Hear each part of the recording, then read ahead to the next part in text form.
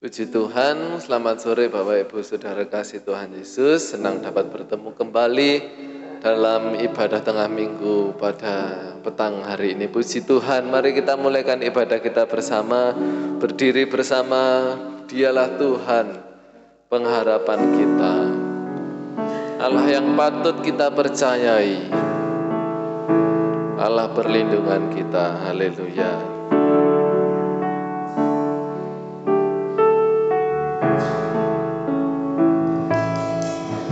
Tuhan, Kaulah pengharapanku, ku percaya hanya kepadamu.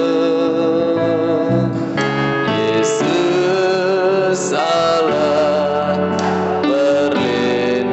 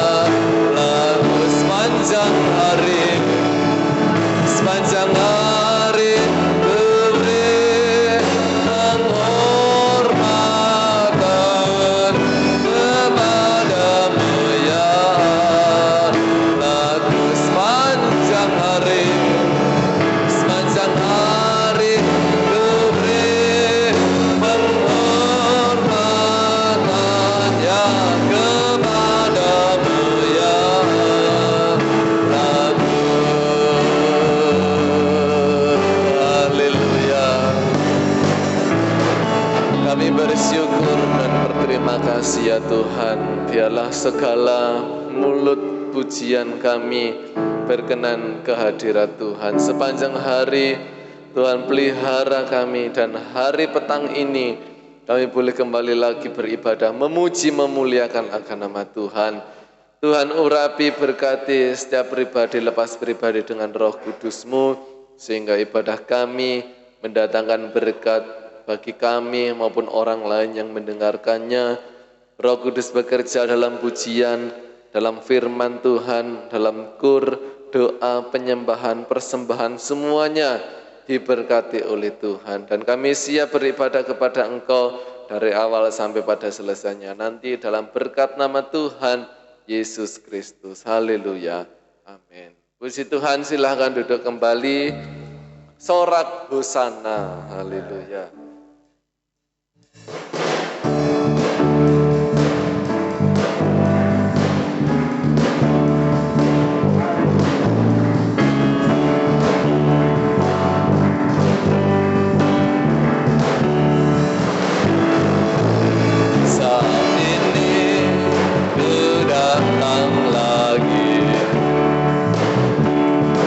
Kepadamu Tuhan, sejunjungan hidup.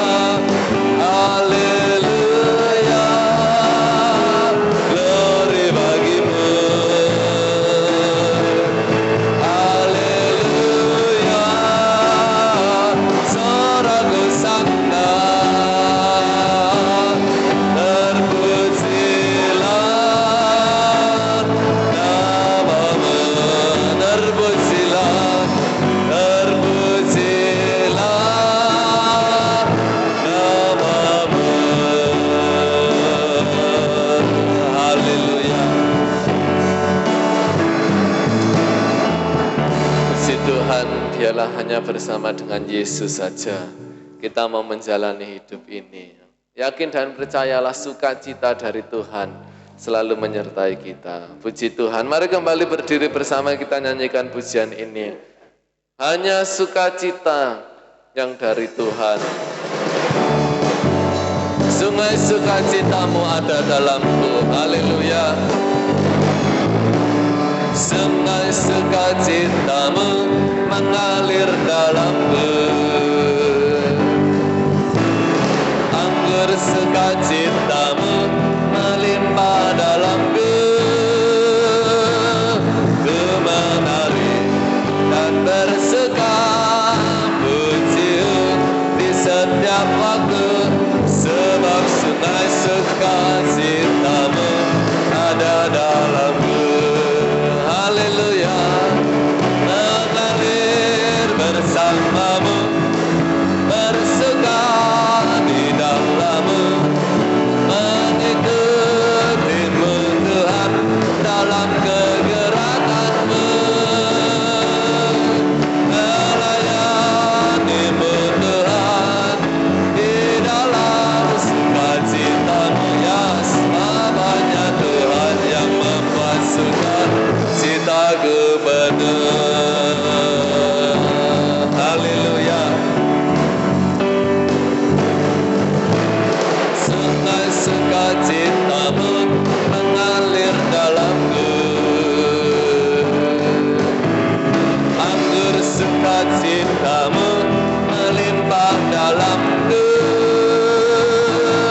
Ku menari dan bersuka puji di setiap waktu, sebab sungai sukacitamu ada dalamku.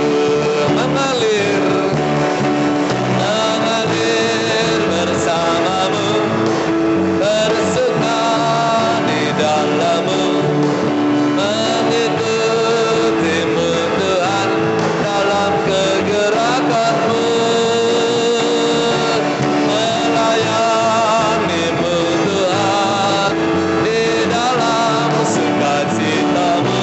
Sebab hanya Tuhan yang membuat sukacitaku penuh. Mengalir, mengalir bersamamu, bersuka di dalammu, mengikutimu Tuhan dalam kegerakanmu,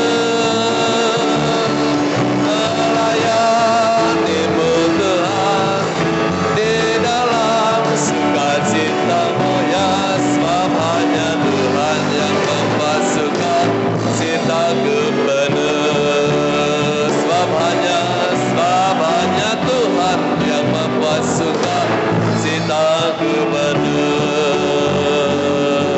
Haleluya. Tuhan berkati, silakan duduk kembali. Sukacita dari Tuhan kekal abadi. Puji Tuhan, disilahkan pujian bersama untuk menyanyi.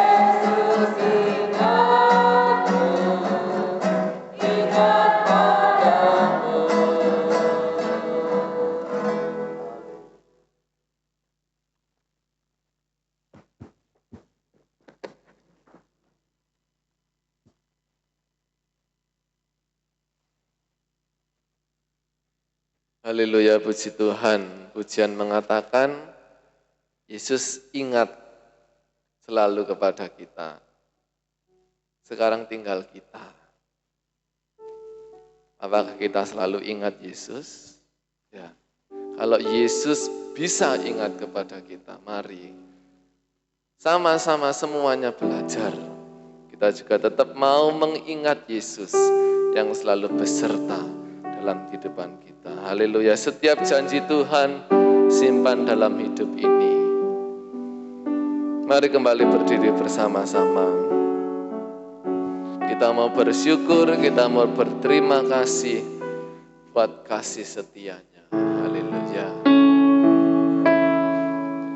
Setiap janji-Mu Tuhan, ku simpan dalam lubuk hatiku.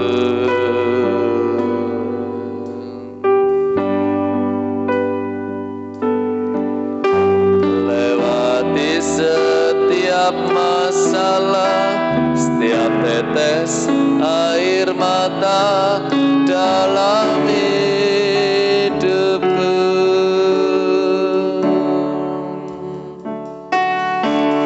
Janji-Mu menopang hidupku, kasih-Mu menuntun langkahku dalam setiap waktu. Penolongku yang aku percaya. Terima kasih.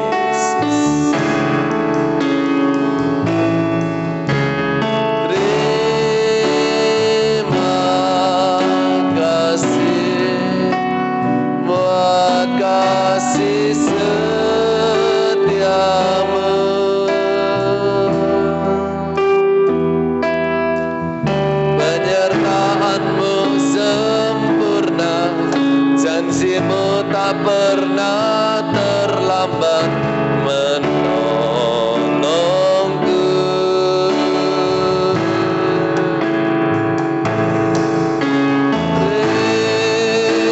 Terima kasih, ku berterima kasih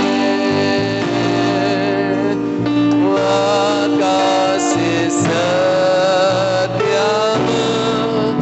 di dalam hidupku. Setiap janji-Mu Tuhan, haleluya. Setiap janji-Mu Tuhan, ku simpan dalam lubuk hatiku.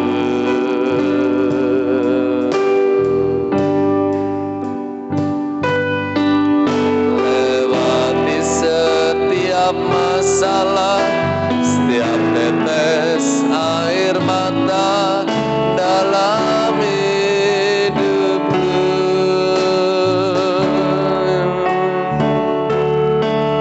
Janji-Mu menopang hidupku, kasih-Mu menuntun langkahku dalam setiap waktu. Penolongku, penolongku, haleluya, yang aku percaya. Kami bersyukur Tuhan. Terima kasih buat kasih setiamu. Penyertaan-Mu sempurna, janji-Mu tak pernah terlambat menolongku.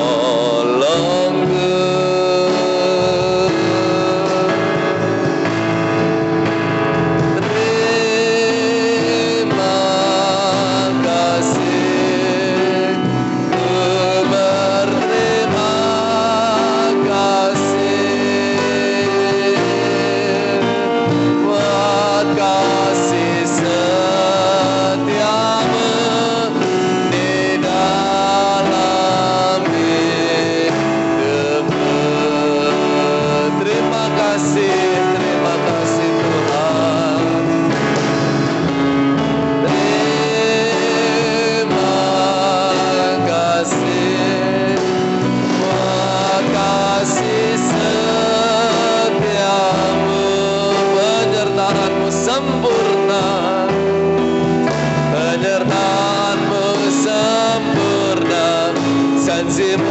tak pernah terlambat menolongku.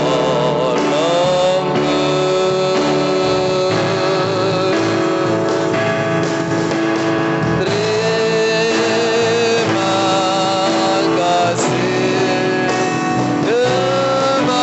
berterima kasih buat kasih setiamu di dalam hidupku. Buat kasih-Mu ya Tuhan, buat kasih setiamu di dalam hidupku. Haleluya, haleluya. Terima kasih Yesus. Kita akan masuk doa untuk firman Tuhan. Dengan kasih Kristus Bapa kami Mesir berdoa dan kami serahkan pada hamba yang melayani. Tuhan Bapa kami yang di surga, segala puji syukur kami aturkan kepada-Mu Bapa.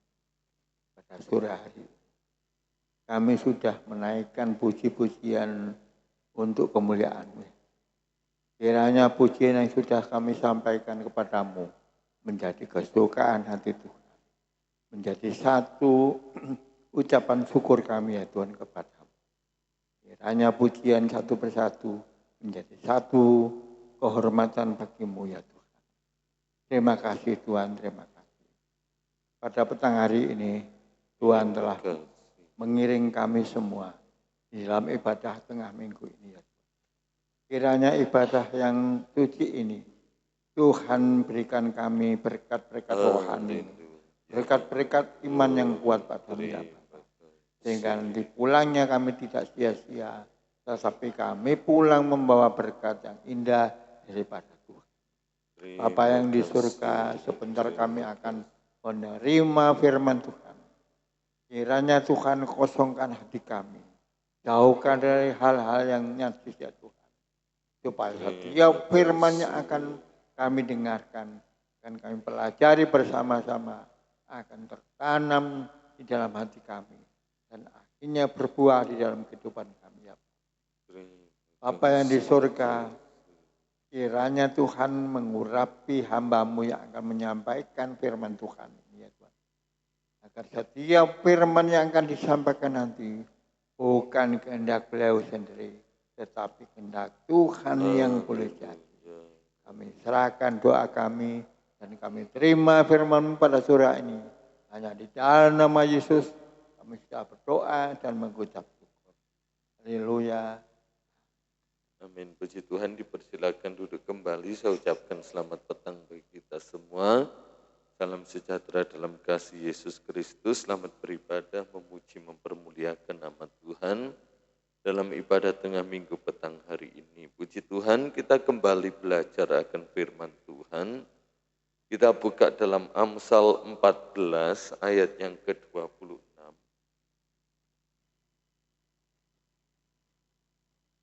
Amsal 14 ayat yang ke-26.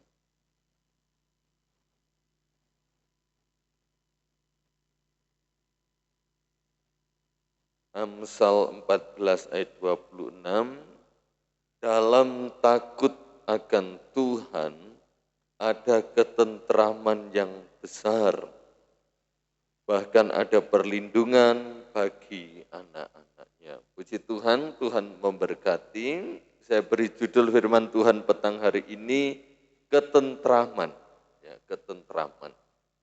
Ketentraman ini tentunya menjadi dambaan setiap manusia yang hidup di muka bumi ini. Tidak ada satupun manusia yang mendambakan kekacauan atau mengalami perasaan tidak tentram.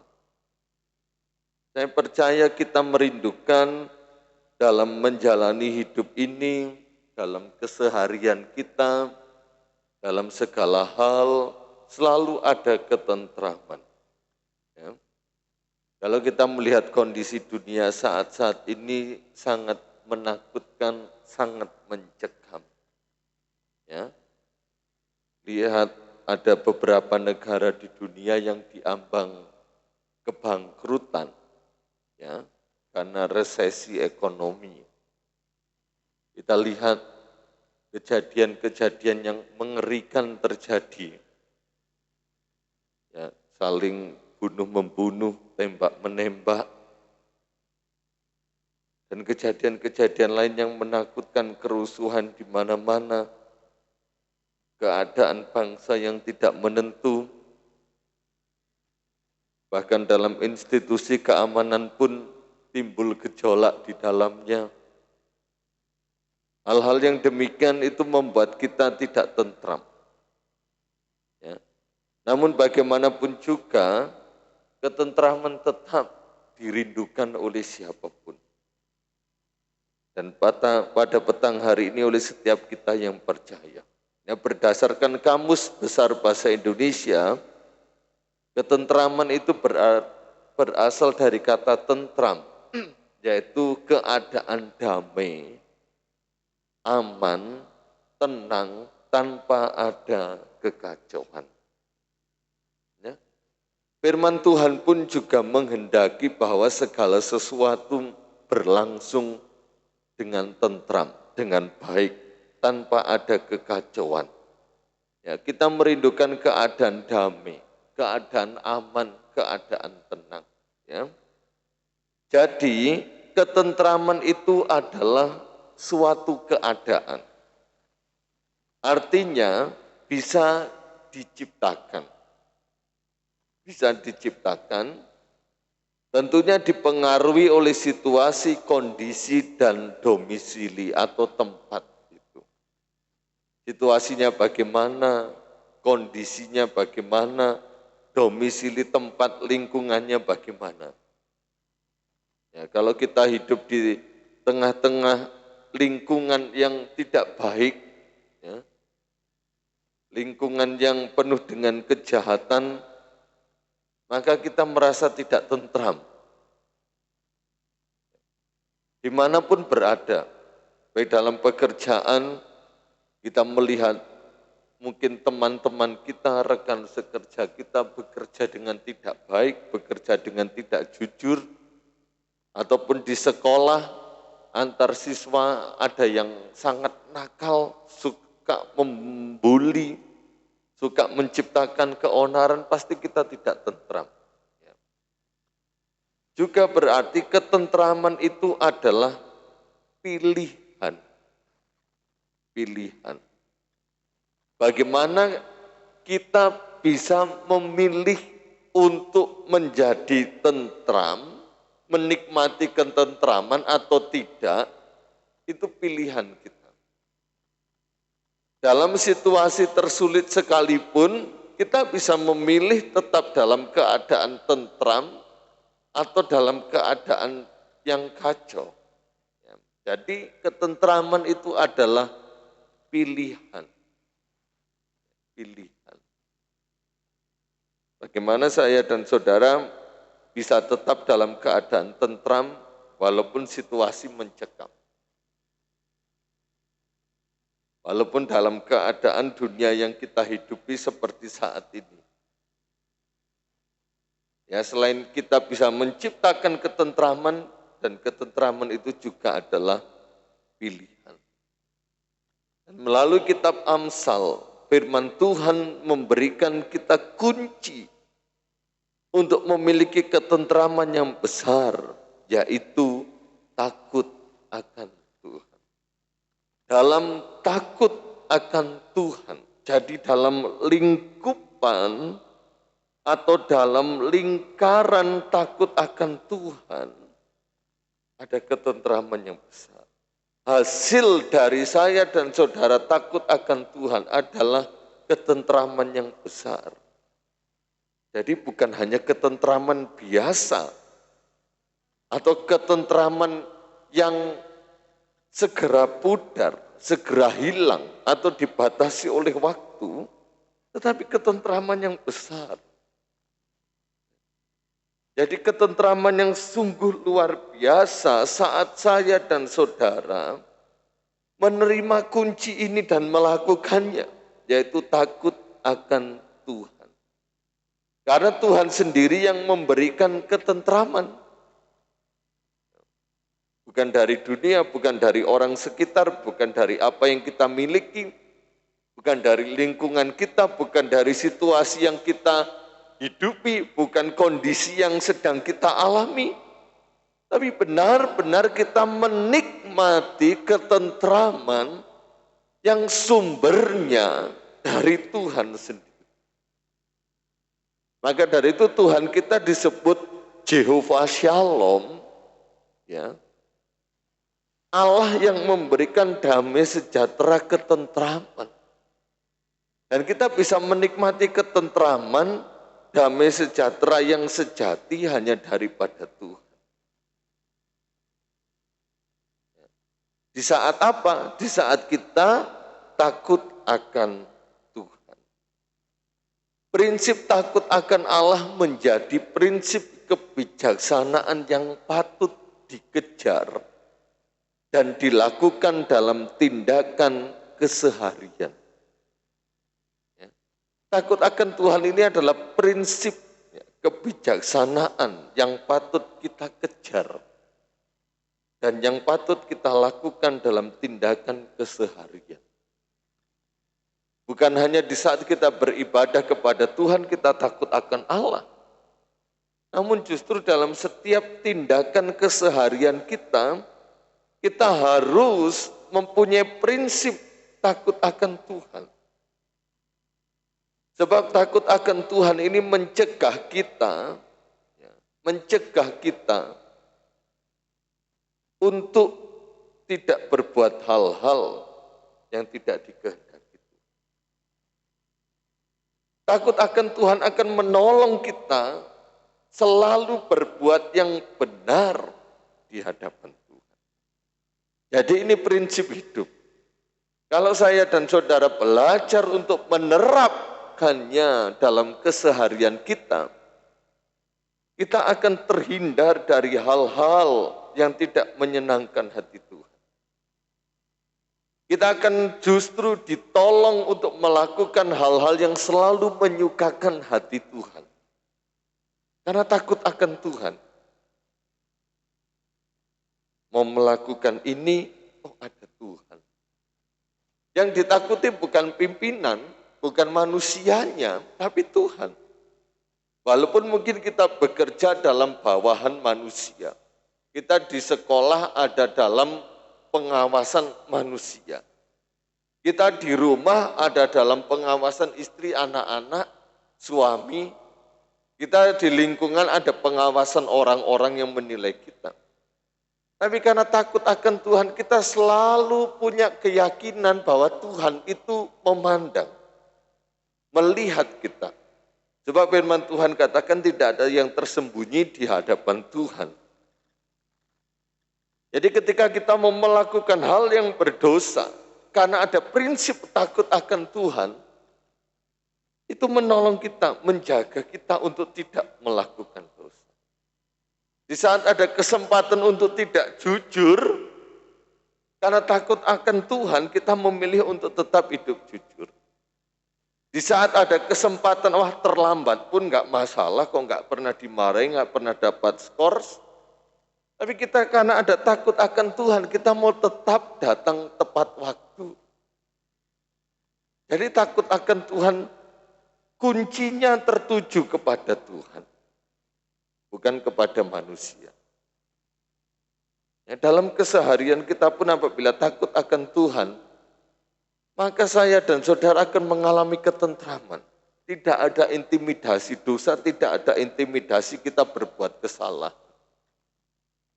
Ya, orang tua saya, orang tua kami selalu mendidik sejak kami kecil. Dimanapun kamu pergi dan berada, kapanpun waktunya, takutlah akan pengawasan orang tua terbatas. Media komunikasi terbatas. Namun ingat, ada sepasang mata yang 24 jam terus mengawasi kita. Kalau kita dimanapun ada prinsip takut akan Tuhan, kita akan ditolong untuk selalu melakukan hal-hal yang baik, hal-hal yang benar, hal-hal yang memuliakan nama. Dan tentunya apa? Dalam hati tetap ada damai sejahtera, ada ketentraman. Tanpa ketakutan, tanpa intimidasi, tanpa tuduhan-tuduhan yang ada. Dan dalam takut akan Tuhan, berkatnya ada perlindungan bagi anak-anak, memberikan perlindungan. Ya, takut akan Tuhan ini melindungi kita dari dosa, melindungi kita dari perbuatan-perbuatan yang tidak menyukakan hati Allah. Berkali-kali kita dengar bahwa memang kita manusia, penuh kelemahan, penuh kekurangan, tidak ada satupun yang kebal terhadap dosa. Namun takut akan Tuhan akan menolong kita, step by step, langkah demi langkah, untuk kita selalu hidup benar di pemandangan. Maka dari itu dimanapun kita berada, siapapun kita mau belajar, memegang prinsip teguh takut akan Tuhan. Karena Tuhan sendiri yang akan memberikan ketentraman yang besar. Dan Tuhan sendiri akan memberikan perlindungan bagi setiap. Ketentraman untuk selalu merasakan hadirat Tuhan. Perlindungan untuk mencegah kita dari segala dosa yang ada. Kalau saudara dan saya ingin memiliki ketentraman dalam hidup, takutlah akan Tuhan. Dan kita juga melihat kunci berikutnya, bagaimana kita dapat menikmati ketentraman yang luar biasa daripada Tuhan. Kita buka dalam Yesaya 32 ayat yang ke-17. Yesaya 32 ayat yang ke-17.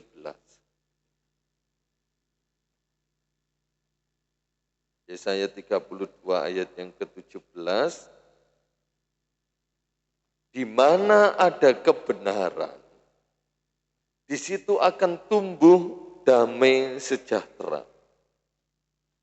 Dan akibat kebenaran ialah ketenangan dan ketentraman untuk selama-lamanya. Di mana ada kebenaran, di situ akan tumbuh damai sejahtera. Jadi kebenaran ini bagaikan benih yang satu kali kelak itu akan tumbuh. Disebutkan tumbuh damai sejahtera. Nah, kebenaran itu apa? Pengertian yang sederhana, kebenaran itu adalah hal-hal yang benar. Semua hal yang benar. Apabila saya dan saudara mengetahui atau merasa ada hal yang tidak benar, maka harus segera diluruskan atau diubah menjadi benar. Jangan dibiarkan hal-hal yang salah terus dibiarkan, hal-hal yang tidak baik dibiarkan, hal-hal yang tidak benar dibiarkan. Karena itu akan mencuri damai sejahtera, mencuri ketentraman, mencuri ketenangan. Ya mungkin saudara pernah, padahal itu loh, pimpinan kita sudah tahu dia melakukan yang enggak benar. Kok dibiarkan? Ya opo sih karepe? Guru gue wis tahu bahwa si A itu selalu curang, enggak bener. Kok dijarno ae? Kalau kita menemukan hal ini, hal-hal yang tidak benar, dan kita biarkan terus bertumbuh, maka ya enggak akan ada damai sejahtera. Saudara. Yang ada adalah kekacauan, keributan, prasangka buruk, penilaian buruk, dugaan-dugaan yang negatif, dan lain sebagainya. Juga termasuk saat kita menerima informasi, menerima suatu cerita, menerima suatu omongan, menerima suatu berita. Jangan sekedar iyo-iyo tok, saudara. Kita harus menyelidiki. Yang disebut dengan konfirmasi. Apakah itu benar atau salah? Ya. Kadang-kala kita hanya mendengar cerita itu dari satu pihak. Ketika kita mau menyelidiki, mungkin kita takut atau apa. Ya, harus. Ada cerita ini yang menyangkut mungkin si A, si B, dan kita sebagai pendengar atau penerima informasi, kita ada di dalam posisi yang netral harus, dan kita harus mengkonfirmasi. Misalnya saja, saya cerita ke Pak Nur, masakan Ibu Jarmi itu lo enggak enak. Pak Nur, yo orang enak, padahal belum pernah mencicipi. Tapi karena Mbak Nur, ini contoh saja ya, Mbak Nur bersikap netral, apa bener sih ceritanya Angga? Padahal Angga ya durung tahu nyicipi masakan Ibu Jarmi. Yang Bu Jarmi, ternyata enak, aku disuguhi, yo enak. Memang masakannya Bu Jarmi enak, saya sering dikirimi kok enak. Ini contoh sederhana. Jadi kalau ada cerita-cerita yang sepertinya menyudutkan seseorang, kita harus mencari informasinya. Apalagi cerita-cerita yang negatif itu jauh lebih wow. Cerita-cerita yang jelek itu jauh lebih menarik daripada cerita-cerita yang baik. Apalagi kalau tipe orangnya itu suka membubui. Cerita jelek ditambahi micin, tambah masaku, wis dikomporit, suwiram bensin bisa. Jadi kalau kita menemukan sesuatu hal yang tidak benar dalam keseluruhan hidup kita, oh iki anakku iki kok kebiasaan tangi awan. Enggak bener. Siapa yang suka tangi awan? Bangsawan. Bangsane tangiawan. Bener ini. Jadi harus didisiplinkan. Oh mungkin dia kelelahan dan masuknya sore sudah kasih tahu ya mungkin sudah lembur dan lain sebagainya ada dispensasi. Tapi kalau sesuatu hal yang tidak benar terus kita biarkan, ya nggak akan ada damai sejahtera. Itu pengertian yang sederhana. Namun kita mau melihat apa itu kebenaran. Dalam Injil Yohanes 17 ayat 17, ya Mas Wahyu bisa tampilkan saja di LCD.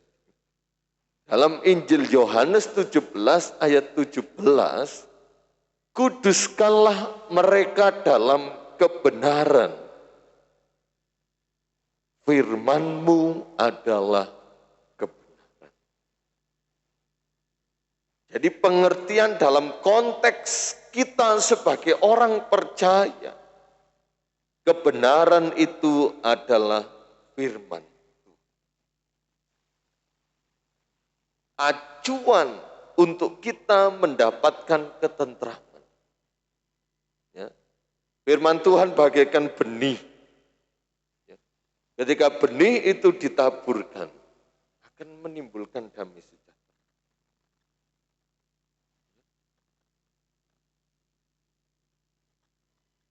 Walaupun firman Tuhan itu keras, firman Tuhan itu menemplak, menegur.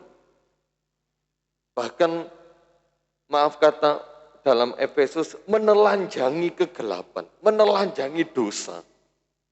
Dan ketika kita menerima itu,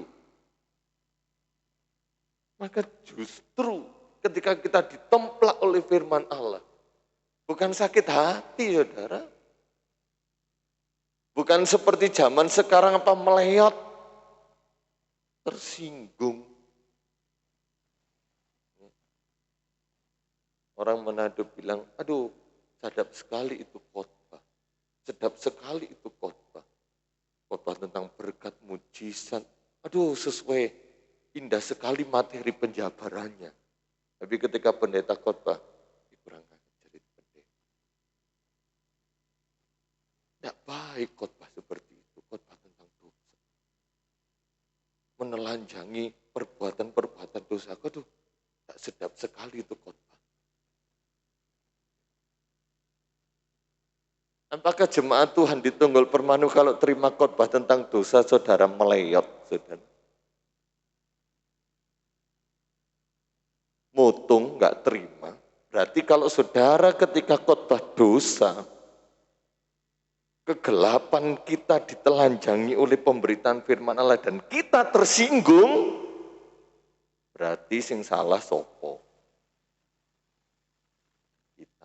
Tapi kalau kita nggak melakukan dosa dengan prinsip takut akan Tuhan, kita akan tetap aman. Atau kalau memang itu firman Tuhan disampaikan dan benar-benar menemplak kita, kita menerima dengan syukur, kita diingatkan, kita dibentuk firman, maka akan tumbuh damai sejahtera, kesenangan, kepuasan, ketentraman. Nggak sakit hati, nggak tersinggung, nggak ngomongin yang lain sebagainya. Di mana ada kebenaran. Jadi ini berbicara tentang waktu dan tempat. Dimanapun kita ditempatkan, dimanapun kita berada, waktunya kapan kalau ada firman Tuhan dalam hidup kita. Ada firman Tuhan dalam keluarga kita. Ada firman Tuhan dalam pekerjaan kita. Ada firman Tuhan dalam pelayanan kita, ada firman Tuhan dalam sekolah kita. Pasti selalu ada ketenangan dan ketentraman. Karena firman Tuhan berkuasa, ada kebenaran yang hidup dan yang kita pegang dalam hidup ini. Loh, apakah terbebas dari tantangan, kesulitan, masalah, pergumulan, kekacauan, keributan? Pasti kita akan mengalami hal seperti itu, gesekan-gesekan. Tapi selama kita berpegang ada firman Tuhan, masalah sebesar apapun, pergumulan sebesar apapun, kita tetap tenang, kita tetap tenang. Karena ada firman. Firman Tuhan adalah kebenaran mutlak dari Allah sendiri. Mengapa Paulus menyebutkan dalam Roma 1 ayat 16-17, sebab aku memiliki keyakinan yang kokoh akan Injil. Sebab Injil adalah kekuatan Allah. Yang di dalamnya nyata kebenaran. Jadi ketika kita hidup dalam firman Tuhan, maka Allah sendiri akan menuntun kita dalam kebenarannya. Karena dia adalah Allah kebenaran yang mutlak dari Allah sendiri, firman Tuhan. Dan tentunya dalam kita menanggapi firman Tuhan, kita tidak bisa pilih-pilih. Atau pilah-pilah mana yang mau kita ambil dan mana yang tidak. Makanya disebut GPD ini adalah gereja Pantekosta dengan kuasa Injil sepenuh berdasarkan kuat kuasa Roh Kudus. Apa itu Injil sepenuh? Ya, apa yang dikatakan Alkitab dari perjanjian lama sampai perjanjian baru, kejadian sampai wahyu, itulah yang diberitakan. Yesus pun juga memakai prinsip Injil sepenuh.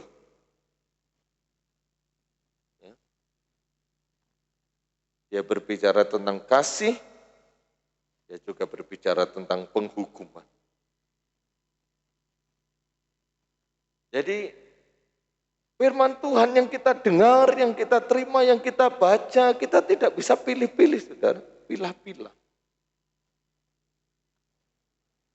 Mana yang mau aku ambil, oh ini cocok untukku. Oh ini bagus ayatnya.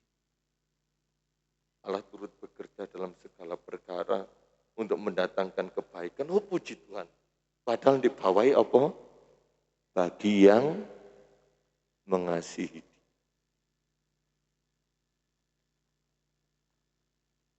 Pimpin pujian tadi sudah mengatakan apa? Tuhan ingat kita. Bagaimana dengan kita? Tuhan mengasihi kita terlebih dahulu. Nah, bagaimana saya dan saudara mengasihi Tuhan? Ada kalanya kan kita cuma, wow, Allah turut bekerja dalam segala perkara, mendatangkan kebaikan. Yes, amin. Padahal Paulus mengatakan bagi mereka yang mengasihi. Ini contoh. Nah kalau orang-orangnya nggak mengasihi dia, apakah Allah turut bekerja? Allah tetap turut bekerja. Akan tetap membawa saya dan saudara untuk menikmati kebaikan-kebaikannya dalam segala perkara. Tetapi kalau kita tetap berkeras hati, ya saya nggak menghakimi, kita akan seperti Fir'aun. Fir'aun itu kurang apa mengalami mujizat Tuhan, saudara? Kurang apa dia dengar firman Tuhan secara langsung. Baik melalui perantaraan Musa maupun secara langsung dari Tuhan. Namun pertama dia keras hati. Tuhan masih nyatakan mujizatnya. Sampai pada akhirnya Tuhan yang membuat keras hati. Contoh Demas, saudara. Tahu Demas?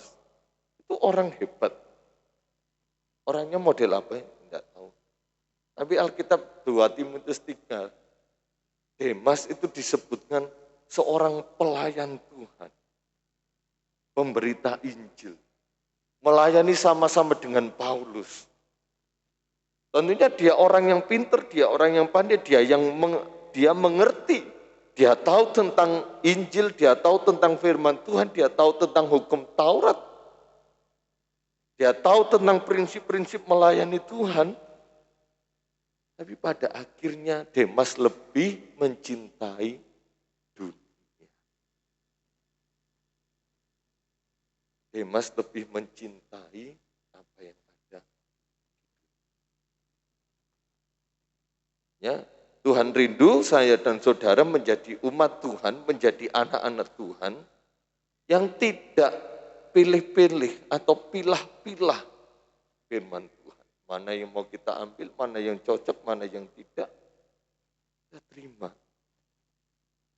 Karena dalam hal itu, ketika kita menerima kebenaran dan menyimpan, melakukan kebenaran, ada berkat double porsi, yaitu ketenangan dan ketentraman. Ketenangan dan ketentraman untuk selama-lamanya. Jadi tidak ada batasan waktu. Tidak ada batasan kondisi yang membatasi. Tidak ada batasan domisili, lingkungan yang membatasi. Karena ada firman Tuhan dalam hidup kita. Kita menikmati dampak dari kebenaran, yaitu ketenangan dan ketentraman. Ketika situasi dunia seperti ini, karena ada firman, kita tidak perlu takut. Memang itu sudah dikatakan oleh Tuhan. Kita lihat hari-hari ini hampir ya, semua aktivitas kita sekarang sudah melalui teknologi. Scan barcode, kiris. Sekarang kita sedang menuju beli bensin harus pakai aplikasi teknologi. Sudah ada banyak mesin-mesin ATM yang sudah ditarik dari bank. Karena nggak perlu lagi ATM. Semuanya digital. Bayar apa digital sekarang. Bahkan persembahan kolektor per bulan pun sudah banyak yang memakai digital di gereja-gereja besar. Sudah tidak lagi secara konvensional atau tradisional diedarkan. Kita sedang menuju ke situ. Dan kita lihat sudah banyak di negara kita saja sudah membebaskan visa perjalanan dari berbagai macam negara. Artinya apa? Hanya ada perlu satu pembayaran saja. Sistem mata uang satu pembayaran. Eropa sudah melakukan dan sekarang ASEAN sedang menuju untuk melakukan satu pembayaran mata uang untuk seluruh negara ASEAN. Saudara, kita sedang menuju ke sana. Penanaman microchip sudah terjadi di mana-mana. Bahkan nanti satu kali kelak kita akan nonton video bagaimana semua sudah, walaupun ini hanya masih sebatas video sebagai gambaran yang nanti akan terjadi. Orang ditanam di otaknya chip, foto cuma pakai ke depan mata langsung dikirim ke HP. Kita akan menuju ke situ. Uang secara konvensional sekarang sudah enggak begitu diperlukan. Semuanya sekarang pakai digital. Beli minyak goreng sekarang sudah mulai pakai digital. Saudara. Padahal lengo itu kebutuhan sehari-hari sudah harus pakai aplikasi sekarang. Pelan-pelan. Beli bensin pakai aplikasi. Padahal ono larangan enggak boleh main api. Kita melihat sedang menuju ke situ.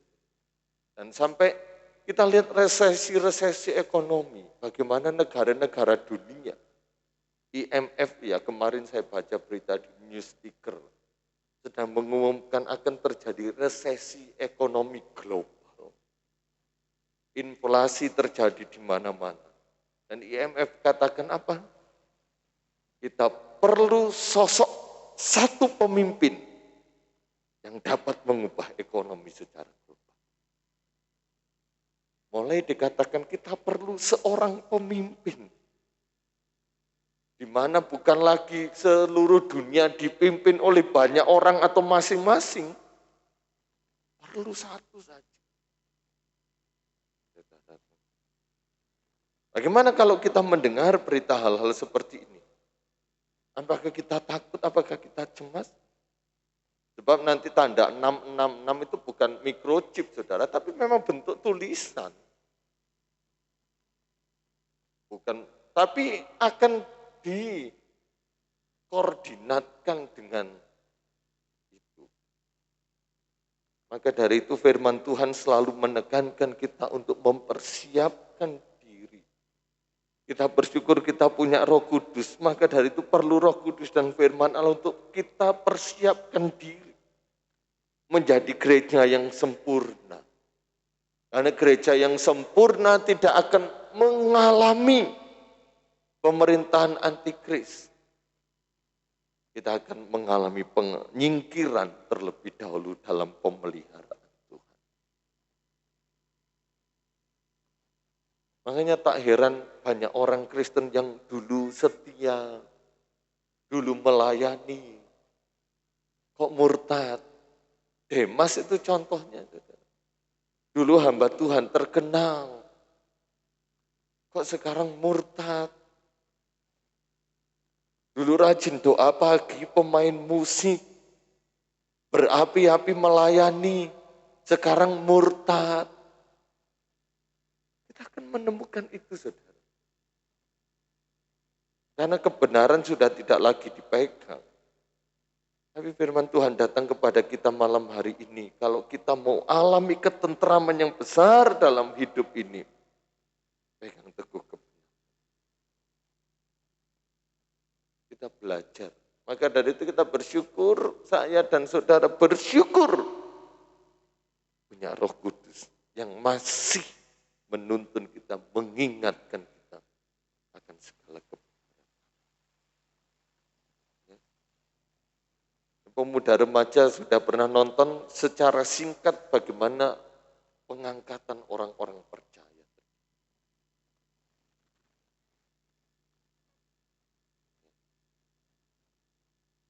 Situasi kekacauan perang di mana-mana luar biasa.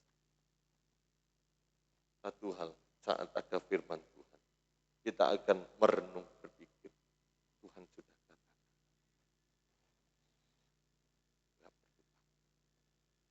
Semua semakin naik, kita ada kebenaran, Tuhan pasti pelihara. Kesulitan boleh terjadi, tantangan boleh terjadi, namun pemeliharaan Tuhan tidak akan pernah lepas dari. Ya, tetap tentram, tetap tenang bersama dengan Tuhan. Tuhan memberkati kita semua. Mari kita berdiri. Kita ingat satu pujian, hatiku tenang berada dekatmu. Maka dari itu benar apa yang dikatakan Daud dalam Mazmurnya. Hanya dekat Allah saja aku tenang. Hanya dekat. Kedengaran sini sana kabar menggemparkan. Berlindunglah dalam sabda Allah. Pertolonganmu begitu ajaib.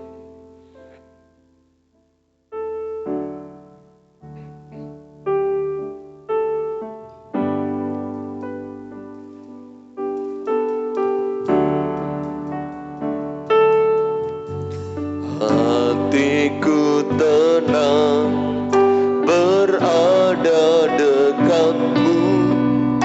Kaulah jawaban hidupku. Hatiku tenang berada dekatmu.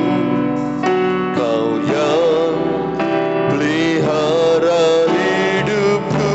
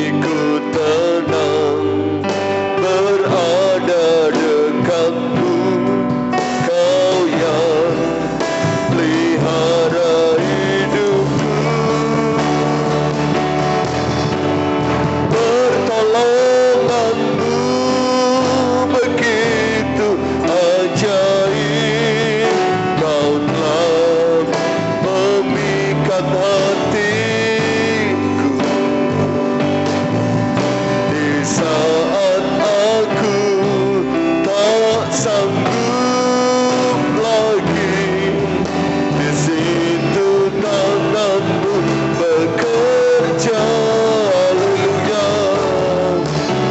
Pertolonganmu begitu ajaib, amin. Kau telah memikat hatiku, kini mataku tertuju padamu. Rasakan kasih-Mu Tuhan, haleluya. Pertolongan-Mu begitu ajaib, Kau telah memikat hatiku. Di saat aku tak sanggup lagi, di situ tangan-Mu bekerja, haleluya. Pertolongan-Mu begitu ajaib, Kau telah memikat hatiku, haleluya. Kini mataku tertuju padamu. Ku rasakan kasih-Mu Tuhan, kini mataku tertuju padamu. Ku rasakan kasih-Mu Tuhan, haleluya. Terima kasih Tuhan, terima kasih.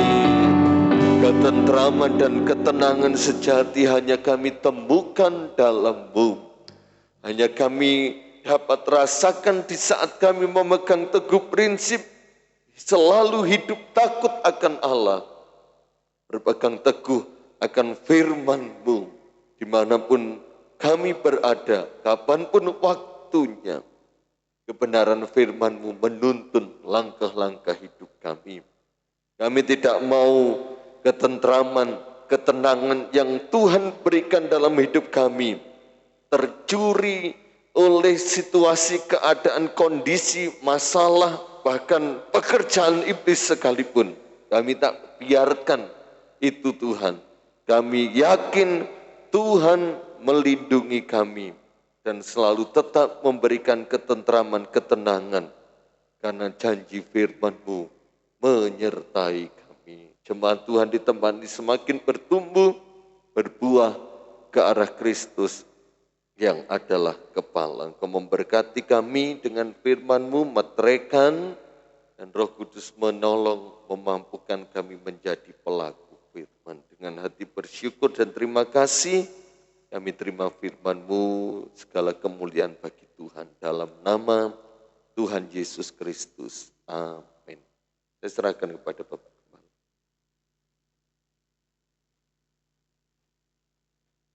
Tuhan Yesus memberkati ya, dan tetap memandang Tuhan Yesus Kristus. Tuhan ya, nanti tetap latihan pujian ya, wanita, dan besok mari ya, besok tetap doa. Jumat itu kita tingkatkan kembali ya, untuk kita doa bersama-sama ya. Sabtu kaum muda, Minggu anak-anak pagi, siang tengah 9 kembali ibadah raya. Tuhan Yesus memberkati. Bangkit berdiri bersama-sama. Ini mataku saja ya bagi haleluya. Mataku tertuju padamu, ku rasakan kasih-Mu Tuhan, ku rasakan kasih-Mu. Rasakan kasih-Mu Tuhan, haleluya, haleluya. Terima kasih Tuhan sudah pimpin awal, pertengahan sampai akhir ibadah petang hari ini. Biarlah firman-Mu memacu iman kami, meneguhkan iman kami. Kami tetap memiliki ketenteraman, kedamaian, sukacita. Kami takut akan Tuhan dan kami diberkati pada petang hari ini oleh firman-Mu ya Bapa. Seluruh yang sudah hadir pada petang hari ini sudah diberkati oleh firman Tuhan. Terima kasih Bapa, besar pelatih pujian kaum wanita dan korban persembahan jemaat mau dikerjakan Tuhan berkati. Selesainya kami pulang, Allah menyertai, bungkus kami dengan darah Kristus. Sepanjang malam bila beristirahat, Allah pun juga menyertai. Terima kasih Tuhan, terima kasih Bapak Ibu, dari kalian dikasihi Tuhan Yesus Kristus. Terimalah berkat sukacita damai sejahtera yang datangnya dari Allah Bapa, Allah Anak dan Allah Roh Kudus yang akan menyertai kita sekalian petang ini sampai Maranatha Tuhan Yesus datang yang kedua kali. Pulanglah dengan kemenangan, pulanglah dengan sukacita, pulanglah dengan damai sejahtera. Biarlah berkat Abraham, berkat Ishak, berkat Yakub menjadi bagian kami bersama. Dan kami memberkati yang sudah hadir petang hari ini seluruhnya di dalam nama Tuhan Yesus Kristus. Haleluya. Amin. Selamat petang, Tuhan Yesus memberkati.